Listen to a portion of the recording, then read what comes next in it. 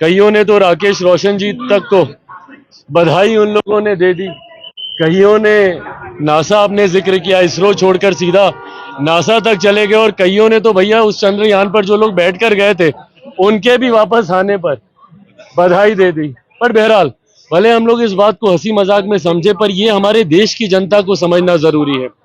कि जो नेता एक इतनी छोटी सी बात को नहीं समझ पाए, उसको लेकर जानकारी का इतना अभाव, जबकि न्यूज चैनल में, मीडिया के चैनल में सरल भाषा में दिन भर ये जानकारी दी जा रही है। तो ऐसे में देश की जनता को सोचने की जरूरत है कि क्या ऐसे लोगों का प्रतिनिधित्व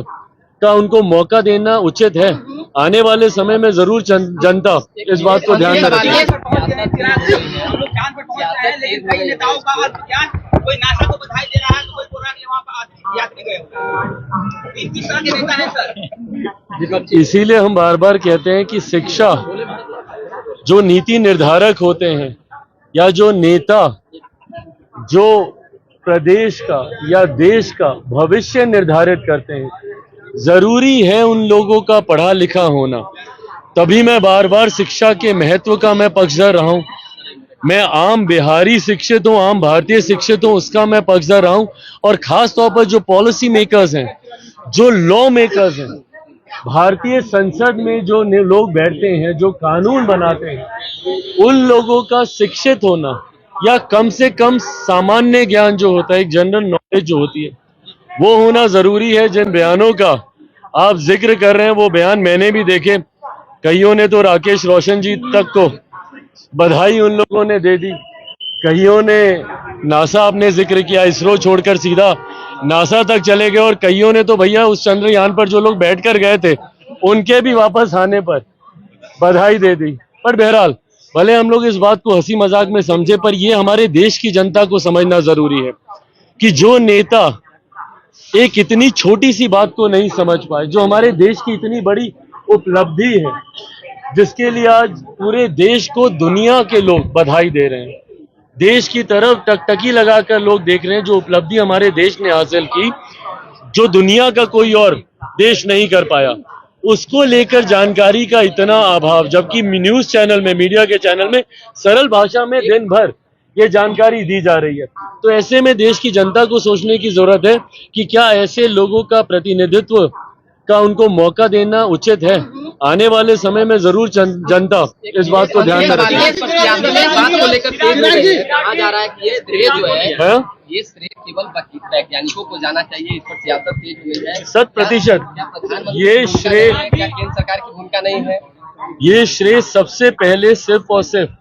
हमारे देश के वैज्ञानिकों का ही बनता है। और जब हमारे देश के प्रधानमंत्री, क्योंकि आज कई ऐसे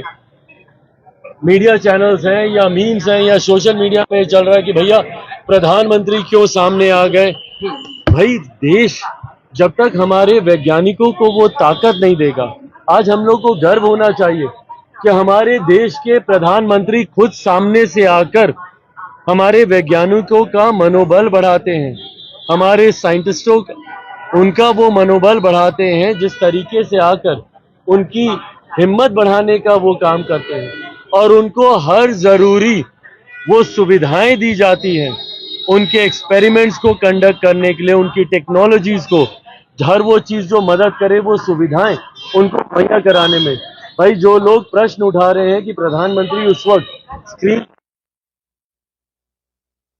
आखिर की 10-15 मिनट पूर्वक वो पूरे हो जाएंगे, अगर भगवान ना करे, अगर उस वक्त कोई कुछ गलत हो जाता, कुछ इस तरीके का हो जाता जिसकी हम लोग कल्पना नहीं कर रहे, तो उस वक्त भी तो प्रधानमंत्री मौजूद रहते हैं ना, उस तमाम चीजों की खामियों को भी अपनी सर आंखों पर लेने के लिए। आज अगर वो श्रेय, अगर जो लोग बोल रहे हैं कि श्रेय ले रहे हैं, और उन्होंने भी आकर